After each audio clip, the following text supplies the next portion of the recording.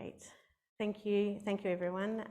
First, I too would like to acknowledge the traditional owners of the lands on which we're all meeting on today, the Wurundjeri people of the Kulin Nation, and to pay my respects to elders past and to any Aboriginal or Torres Strait Islander people who are with us or online across our beautiful country. I'd like to thank LDA for recognising my research, because I know it's slightly out of scope of what you do. All the work I do is for young people and adults with dyslexia, and as you've spoken about today, there's a lot of people working in the children's space.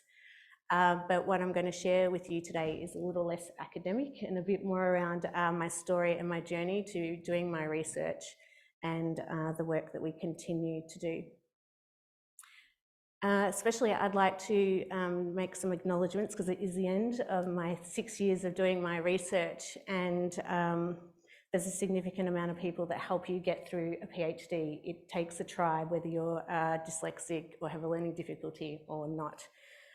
So especially to my supervisors, Tanya Siri, Layla Kami, Judith Hudson, who's online from Wales. So hi Judith, thanks for joining at 3 AM. And Lisa Furlong. It's really hard sometimes to supervise and support a dyslexic doctorate student. We have gone through a lot of editing and a lot of crafting, and I don't know how many people have to do 50 drafts of a research paper before it gets published, but that's the kind of work we had to do. And it was because of my auntie, who's here today, that I was able to do my doctorate. She spent many hours on Zoom during COVID helping me try to get my thoughts on paper because of my dysgraphia as well. And so it's thanks to her that I was able to publish my papers and to be here today. My beautiful mother, who sadly, and I won't get emotional, sadly passed away nearly a year. This is the first event I've been to without my mum, but my dad's here, so thanks, Dad.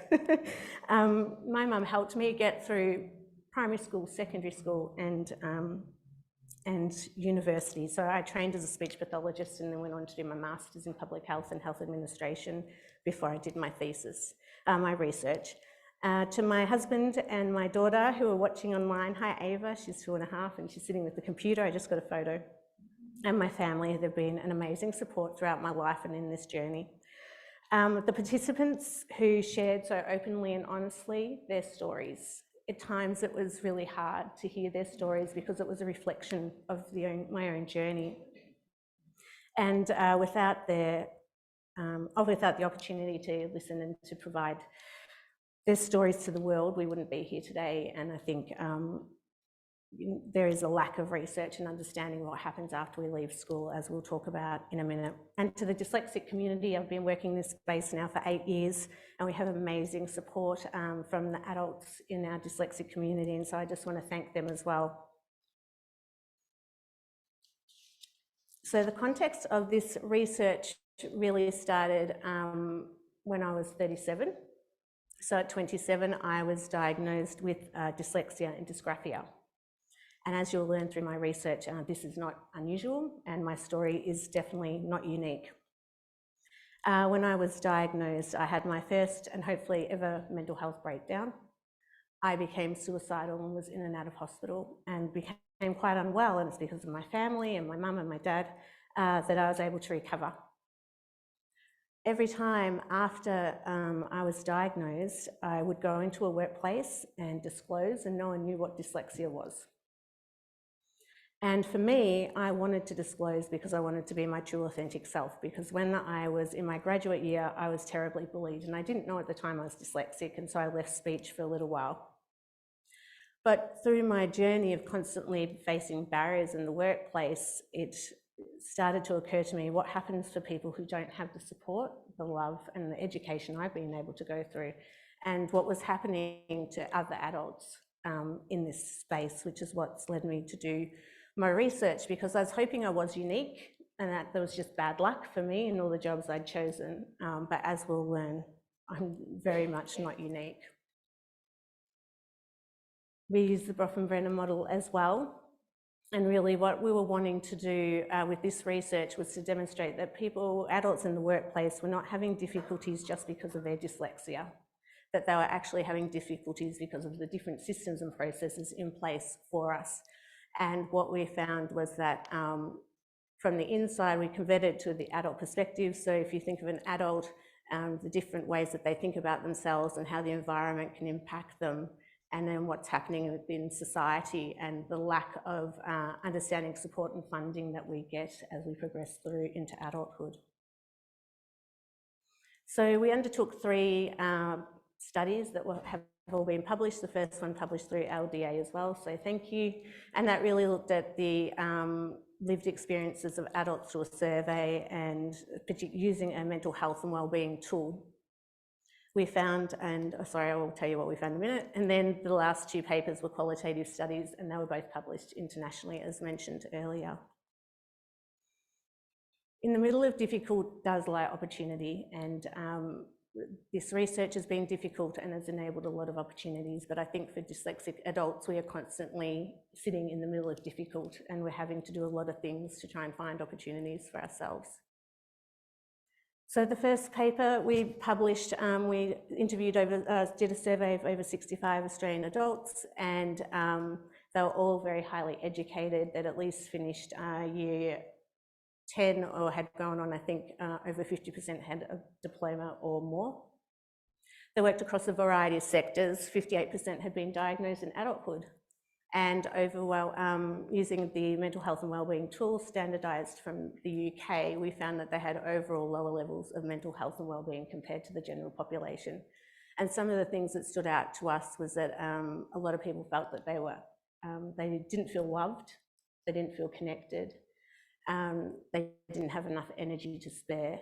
And so you would think if you're highly educated and you're working in a good job, you would generally have good mental health and wellbeing. But what we didn't know is why we're having such high rates of poor mental health and wellbeing through our survey. So then we interviewed 14 adults from across the country, again, highly educated, working across a variety of levels, from CEOs to heads of universities, all the way down to people on the ground working in disability support, as an example. 38% of these people were underemployed, so they were highly educated, but they weren't working in a job that matched their education level. And again, over 50% had a diagnosis in adulthood. And what we found was there was a significant lack of awareness and understanding of dyslexia in the workplace, and that there were low levels of psychological safety. So all of our participants did not disclose their dyslexia at least one job. 5 minutes left. Oh my gosh, that's going so fast. Then we interviewed employers to get their perspectives as well. And these employers had dyslexic children, so they understood and had compassion for their employees. But what they identified was this was not the norm, and that they could see that discrimination could be occurring for individuals. What we found that was most important are these secondary findings outside of our research. So the importance of relationships. Mothers did a lot of the work for us. And then as we transitioned into adulthood, it was our partners, friends or colleagues that were supporting us. Negative childhood experiences, particularly educational trauma, stood out. Impact of not having the finances to get assessed as a child. Adults waiting for their children to get assessed before they could afford to get assessed themselves. Terminology was spoken about today. Dyslexia, learning difficulties, learning disabilities has a significant impact on what we think and see for ourselves as individuals. Ongoing mental health difficulties. We know 46% of adults with dyslexia attempt suicide. I was not unique again. Twice as likely to have anxiety and depression, and our work showed overall poor mental health and wellbeing. Lack of government support and funding. We're not covered under NDIS. We can access some funding support in the workplace, but we're not getting the funding support we need from school all the way through. But we saw a lot of dyslexic strengths and a lot of personal resources that dyslexics were bringing into the workplace so they could manage and get through the day. But these strengths could lead to significant mental fatigue and cognitive overload when you're having to mask and you can't disclose in the workplace. So where to from here? What we've been doing with the help of Judith, who's been instrumental in all my work over the last 8 years, that we've been implementing workplace programs to better support adults in the workplace. We provide peer support, so we have a PhD support group that's now broadened out to dyslexic researchers from all over the world, from Slovakia to the UK and the US, Canada. We have Facebook closed group as well. We advocate constantly at state and government level for adult rights. We have our podcast, and we're continuing to work with La Trobe and our Federation Uni in the hope that we can continue this type of research into the future. So I think, was that just in the 5? Great.